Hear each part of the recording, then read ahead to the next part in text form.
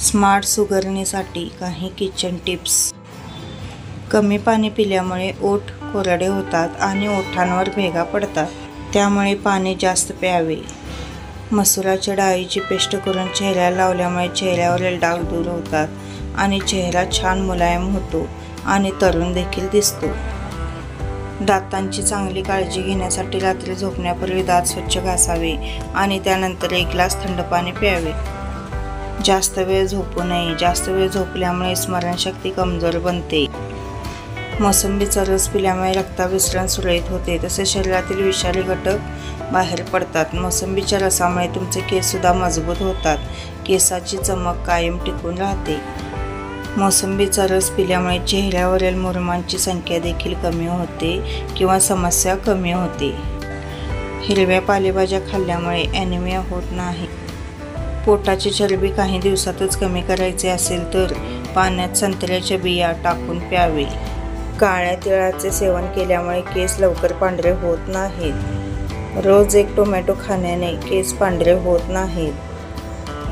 जर तुमचे दात किडले असतील तर किंवा तुमचे दात हालत असतील तर कडुलिंबाची पेस्ट वापरा.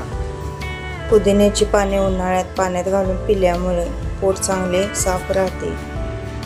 मुळ्याची पाने खाल्ल्याने पोटातील जंतू मरून जातात. उकडलेली अंडी काही वेळ थंड पाण्यामध्ये ठेवावे. टरफले सहज निघतात. पोट दुखत असल्यास किंवा जळजळ होत असल्यास पुदिन्याचे सेवन करावे.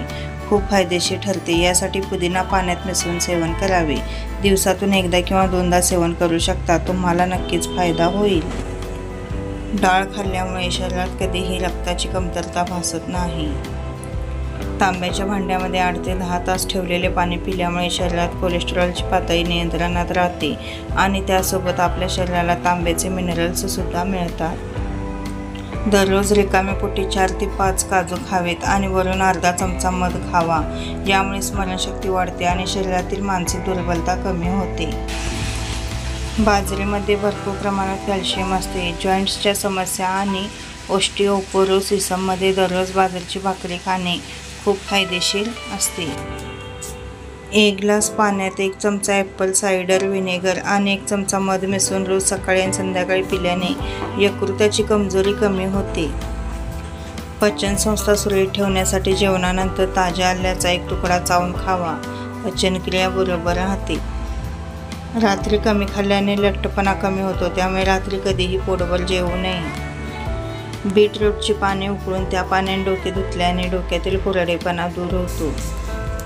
तुपात भाजलेले आले खाल्ल्यामुळे कफ नाहीसा होतो आणि उष्णतेपासून बचाव होतो. अंधुक दिसत असल्यास संत्र्याच्या रसात काळी मिरी आणि सेंधव मीठ मिसळून सकाळी आणि संध्याकाळी प्यावे. 3 महिने याचा उपयोग केल्यास फायदा होईल. गाजराच्या रसात पालक किंवा माठाचा रस मिसळून सूर्योदय आणि सूर्यास्ताच्या वेळी सेवन केल्यास दृष्टी सुधारते. सकाळी उठल्यावर रिकाम्या पोटी मीठ टाकून सफरचंद खाल्ल्यामुळे डोकेदुखीपासून आराम मिळतो. उष्णतेमुळे डोकेदुखी होत असल्यास भोपळ्याचा गर काढून कपाळावर लावल्याने डोकेदुखी बरे होते. स्टीलच्या भांड्याचे स्टिकर काढण्यासाठी भांडे गॅसवर धरून गरम करावे. स्टिकर लगेच निघते.